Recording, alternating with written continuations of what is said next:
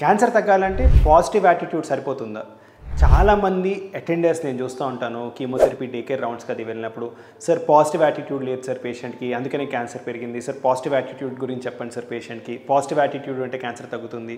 దీంట్లో నిజాలు ఏంటి? అసలు నిజంగా పాజిటివ్ యాటిట్యూడ్ ఒక్కదాని వల్లే క్యాన్సర్ పోరాటంలో ఎంతవరకు ఇది హెల్ప్ అవుతుంది? నేను చాలామంది చెప్తా ఉంటాను అనమాట, పాజిటివ్ యాటిట్యూడ్ అంటే ఖచ్చితంగా సైడ్ ఎఫెక్ట్స్ నుంచి మీరు బెటర్గా రికవర్ అవ్వచ్చు, ట్రీట్మెంట్ ఇంటెన్సిఫై చేస్తున్నప్పుడు మీరు బెటర్గా ఫైట్ చేయొచ్చు, అండ్ ఓవరాల్గా మీ అవుట్లుక్ బెటర్గా ఉంటుంది. పాజిటివ్ యాటిట్యూడ్ లేనంత మాత్రాన క్యాన్సర్ ఎదుర్కోలేరు. పాజిటివ్ యాటిట్యూడ్ లేదు నాకు అని చాలామంది పేషెంట్స్ డిప్రెస్ అయిపోతూ ఉంటారు.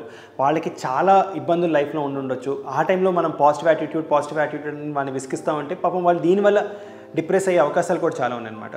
గుర్తుపెట్టుకోవాల్సింది ఏంటంటే పాజిటివ్ యాటిట్యూడ్ కలెక్టివ్గా ఫ్యామిలీ కానీ డాక్టర్స్ టీమ్ కానీ వాళ్ళకి ఇంకల్కేట్ చేయాలి, వాళ్ళకి ఎక్స్ప్లెయిన్ చేయాలి. కానీ దాంతోపాటే వాళ్ళకి ఎలాంటి స్ట్రెస్సర్స్ ఉన్నాయి, వాళ్ళకి ఎలాంటి ఇబ్బందులు ఉన్నాయి కూడా గుర్తించి దాన్ని అడ్రస్ చేయడానికి మనందరం హెల్ప్ చేయాలి. పాజిటివ్ యాటిట్యూడ్ అనేది ట్రీట్మెంట్ నుంచి కోప్ అవడానికి హెల్ప్ అవుతుంది. కానీ గుర్తుపెట్టుకోవాల్సింది ఏంటంటే క్యాన్సర్ జర్నీ అనేది ఒక రోజులో అయ్యేది కాదు. దీనికి కొన్ని రోజులు పేషెంట్ చాలా పాజిటివ్గా ఉంటారు, కొన్ని రోజులు కొంచెం డిప్రెస్ అవుతారు. మనం ఈ సైకిల్స్ నుంచి పేషెంట్ని బయటకు తీసుకుని రావాలి, వాళ్ళతో రెగ్యులర్గా మాట్లాడుతూ ఉండాలి. ఇది గుర్తుపెట్టుకోవాల్సిన విషయం. పాజిటివ్ యాటిట్యూడ్ ఒక్కటే సరిపోదు క్యాన్సర్ నుంచి జయించడానికి. పాజిటివ్ యాటిట్యూడ్తో పాటు మన సపోర్ట్ కూడా చాలా చాలా అవసరం.